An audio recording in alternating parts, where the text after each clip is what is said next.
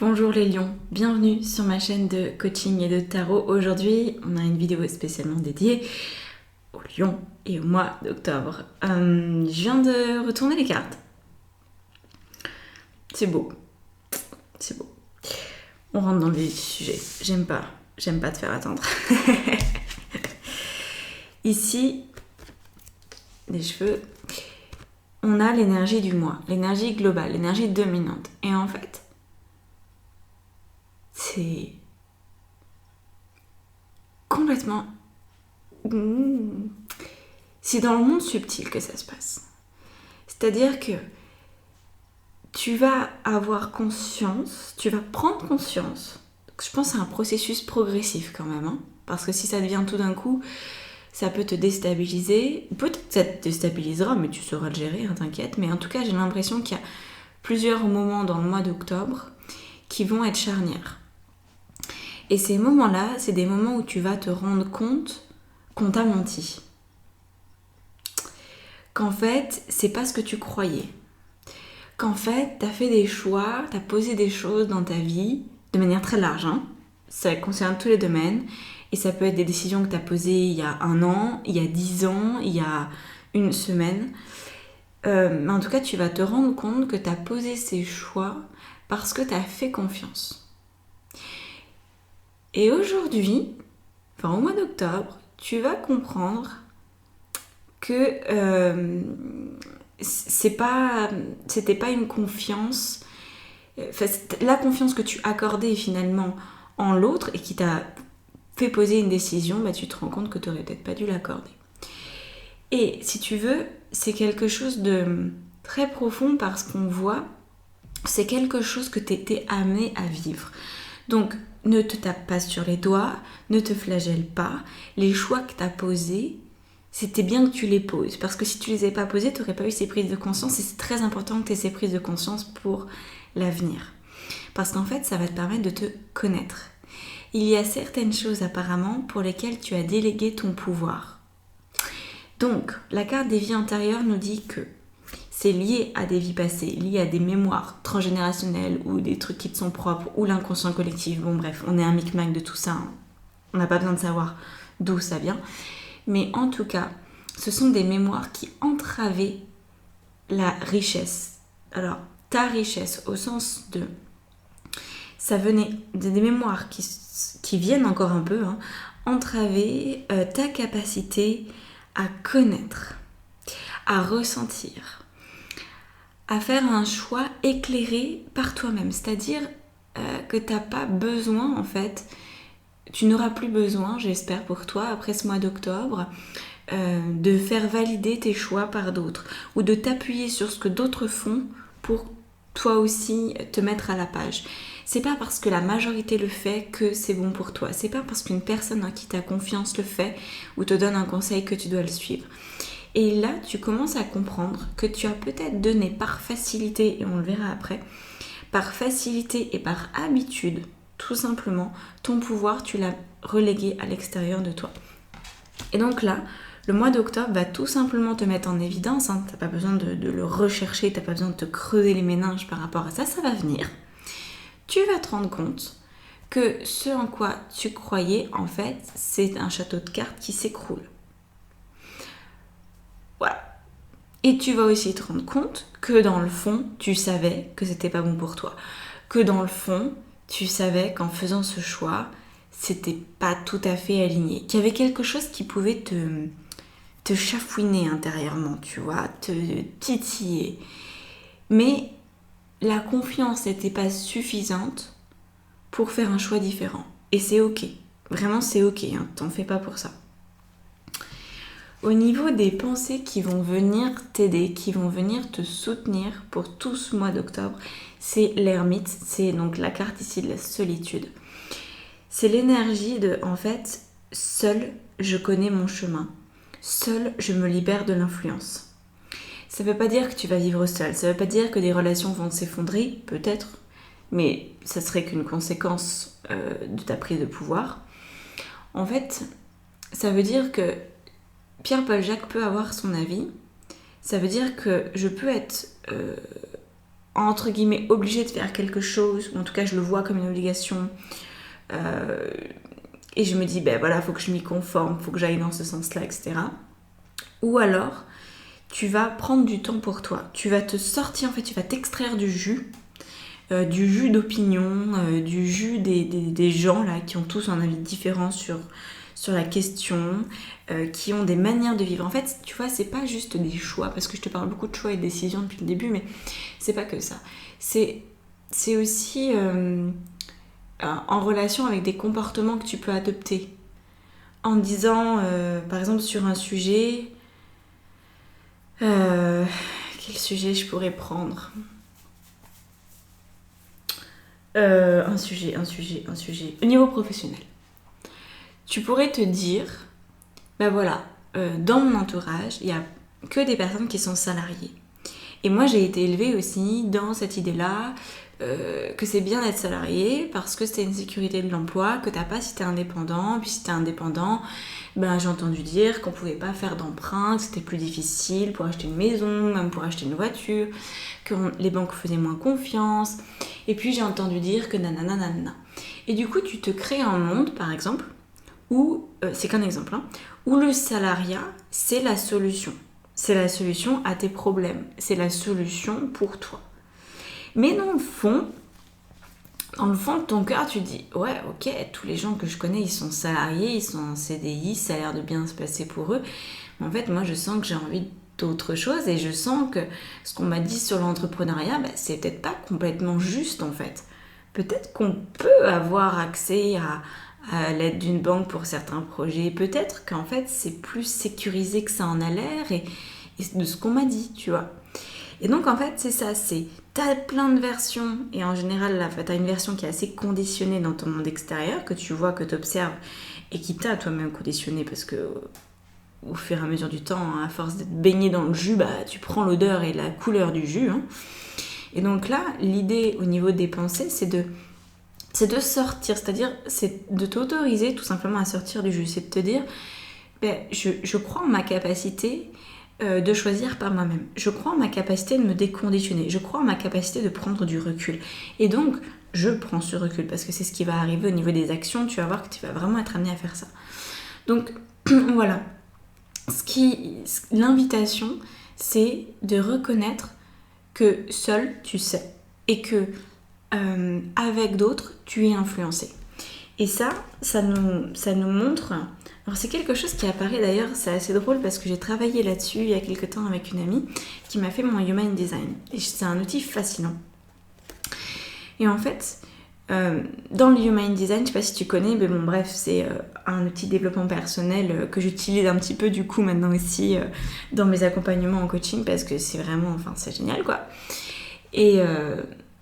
en fait, certaines personnes, une majorité de personnes, sont influencées. Et c'est ce qu'on va appeler des éponges émotionnelles, par exemple. Peut-être que tu te sens comme ça. Peut-être que quand quelqu'un est triste, bah, toi, tu n'arrives pas à garder ta joie parce que tu te sens happé par l'autre.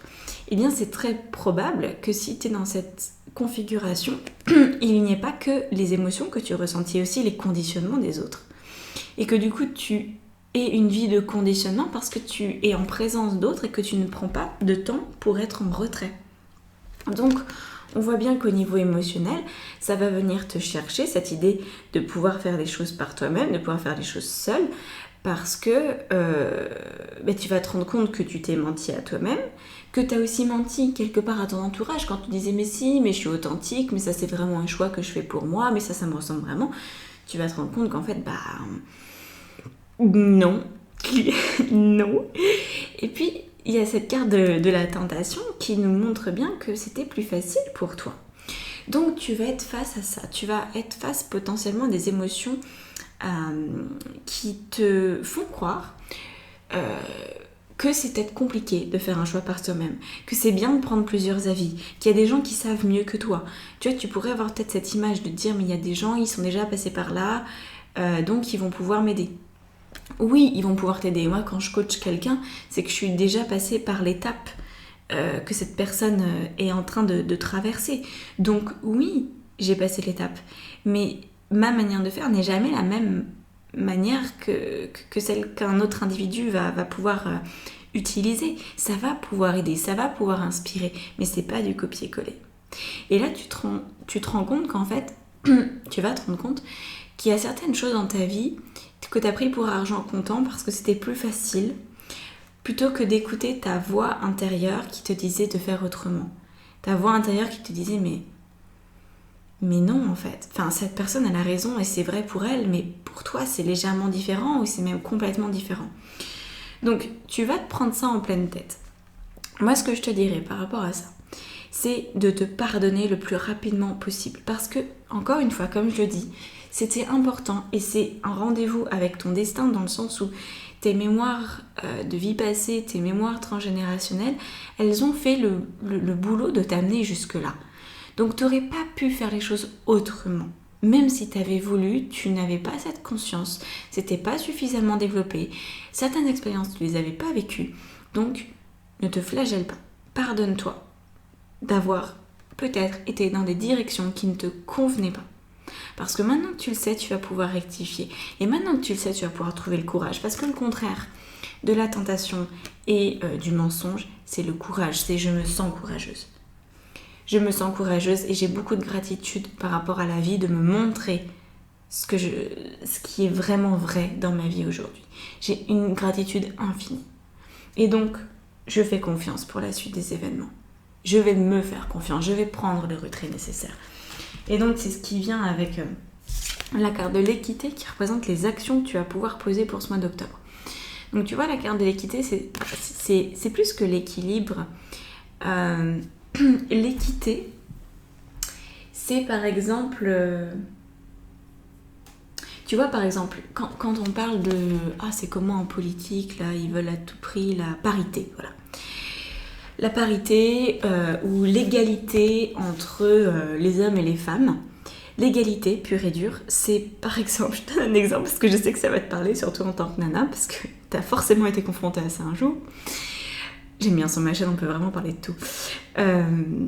Alors, en fait, l'égalité, c'est, imaginons, tu arrives à une station-service et là, il y a des toilettes pour hommes et des toilettes pour femmes. Et l'égalité, ça serait qu'il y ait autant de toilettes hommes que de toilettes femmes. Mais l'équité, ce serait qu'il y ait plus de toilettes femmes que de toilettes hommes. Parce que l'équité, on sait qu'au niveau de notre fonctionnement, que ce soit la taille de la vessie, que ce soit les cycles menstruels, eh bien les femmes ont proportionnellement plus de raisons d'aller aux toilettes et une fréquence plus rapprochée que les hommes. Tu vois, donc ça c'est l'équité. Donc qu'est-ce que ça veut dire ici quand on sort du pipi caca ? Ça veut dire que tu t'es conformé, tu t'es mis sur un pied d'égalité avec les autres en disant si l'autre il a besoin d'1 heure pour prendre une décision, moi aussi. Alors que peut-être pour être à l'équilibre, tu as besoin de 3 jours. Tu vois la nuance ? Donc je pense que c'est vraiment ça. Hein. Tu t'es conditionné parce que c'était plus facile pour toi d'être conditionné, parce que c'était plus évident, et parce que tu te disais, si c'est valable pour l'un, c'est valable pour moi. Si on dit qu'il faut attendre la crise de la quarantaine pour changer, alors c'est valable pour moi. Si, tu vois, tu as dû te mettre plein d'injonctions dans la tête, et en fait, tu n'as pas respecté ton rythme naturel. Et d'ailleurs, je t'invite à y réfléchir, rien ne dit que la personne qui met 1 heure pour prendre une décision se respecte. Peut-être qu'elle aussi, elle est normée. Peut-être qu'elle aussi, elle ne s'autorise pas à prendre le temps dont elle a véritablement besoin. Donc, voilà. L'équité. Donc, dans tes décisions, dans ta manière de passer à l'action, écoute-toi.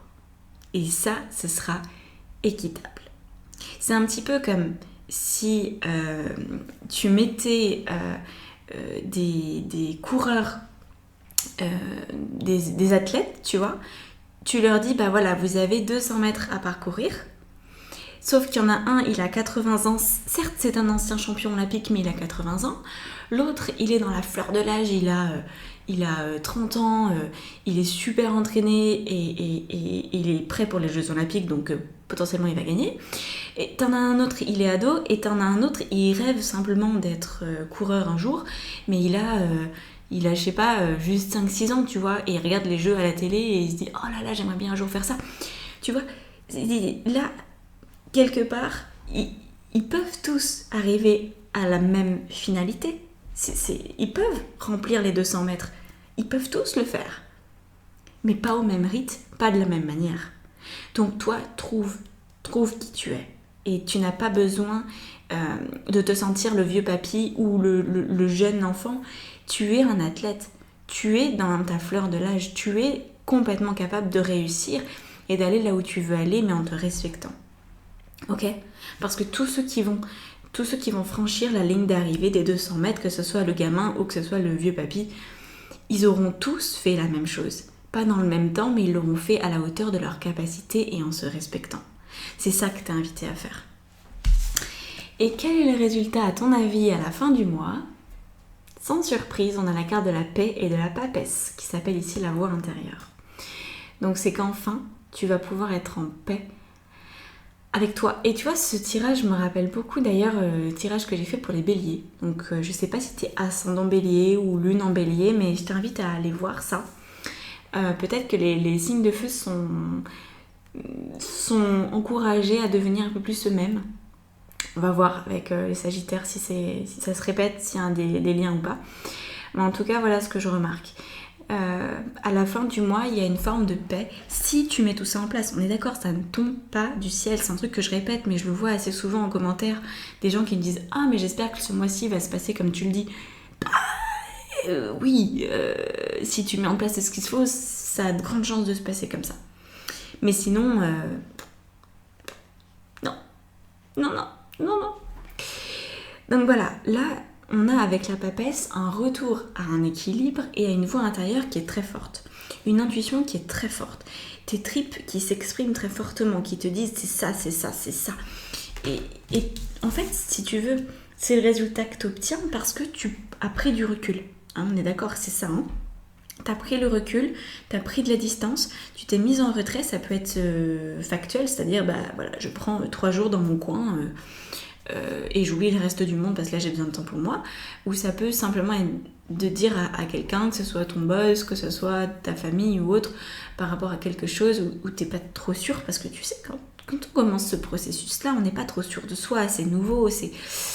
Ok, je ressentirais ça, a priori ce serait ça, mais j'en suis pas complètement sûre, donc j'aimerais prendre quelques minutes supplémentaires, j'aimerais prendre le temps que je sens nécessaire pour moi, et puis quand je sentirai que j'ai la réponse, que ça me convient, que toutes les parties de moi sont ok, alors je donnerai ma version des choses. Ok ? Alors on va regarder le message bonus. Et d'ailleurs ça me fait penser à ça. Je sais que le programme n'est pas encore sorti. Le programme sort le 15 octobre. Il s'appelle Boom. Je fais un programme. Bon, j'ai pas encore toutes les infos. Enfin une partie des infos mais je peux pas toutes les dire. Si ça t'intéresse, regarde ce que je fais à partir du 15 octobre. C'est un challenge de 40 jours par rapport à la confiance en soi. Pour vraiment te booster. Ça peut énormément t'aider. Boom. Voilà, j'adore ce nom. Alors, le bonus, c'est la prière. Alors, qu'est-ce que cette carte nous dit ?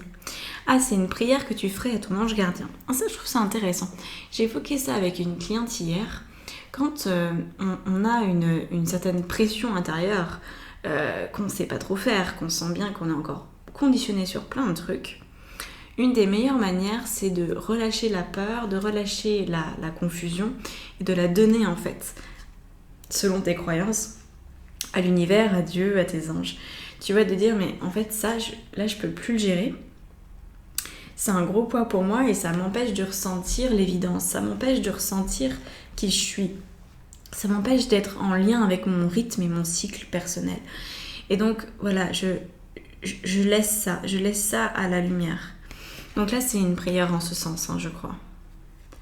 Voilà. Cher ange gardien, cette prière est pour toi. Quand je suis inquiète, aide-moi à me rappeler que seul l'amour est réel. Quand je suis perdue, aide-moi à retrouver mon chemin. Quand mes pensées sont confuses, aide-moi à les clarifier. Quand je me sens seule, aide-moi à sentir ta présence aimante. Quand je perçois le chaos, aide-moi à voir l'ordre. Merci. Donc ça, c'est quelque chose que tu peux faire. Perso, je le fais quotidiennement, alors pas forcément une prière, mais dans le sens de poser une intention et de te dire, bah voilà, je demande à la lumière de prendre le relais, je demande à Dieu de prendre le relais pour pouvoir me concentrer sur ce qui est important pour moi, pour pouvoir me concentrer sur cette équité, sur cet équilibre que je veux dans ma vie, que je désire ardemment. Je veux pouvoir m'autoriser à être moi. Et je demande à ce que les poids du passé soient pris en charge par la lumière.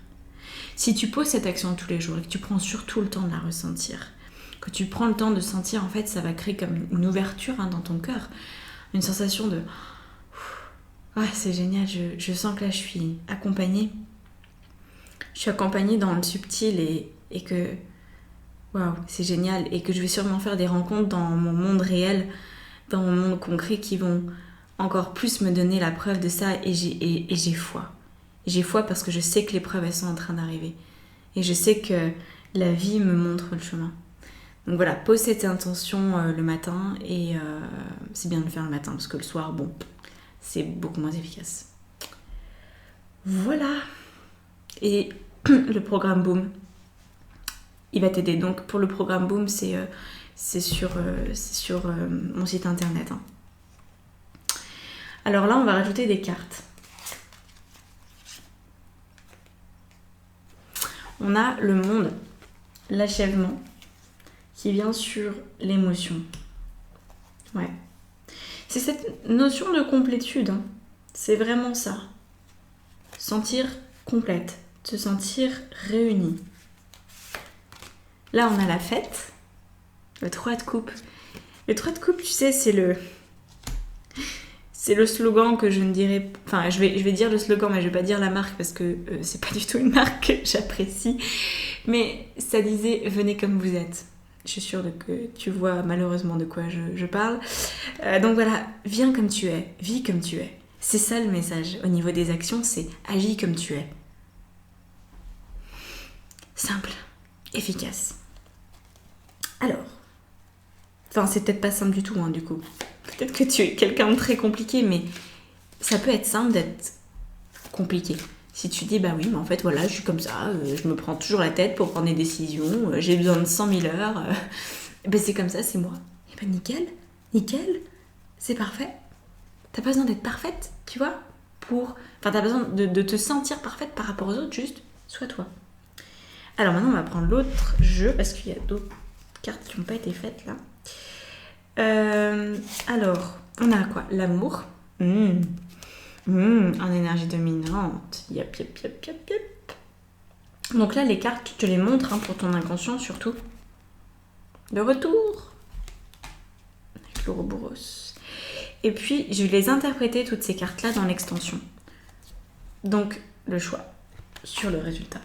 Tu vas pouvoir, toi, ressentir si cette extension est faite pour toi, étant donné que je te montre déjà les cartes. Voilà. Et pour avoir accès à l'extension, c'est dans la barre d'infos, sous la vidéo, avec tout le reste, avec l'accès à mon site et tout le tintouin. Et là, tu as la roue de fortune, le changement. D'accord. Bon, on va interpréter tout ça. Il y a une autre carte qui veut venir, qui va là. Au niveau des actions, c'est la carte de l'empereur qui s'appelle ici le rebelle. Voilà. Donc, il me reste plus qu'à te souhaiter un merveilleux mois d'octobre. Prends soin de toi, sois toi-même, lâche-toi la grappe. Et juste lâche-toi la grappe.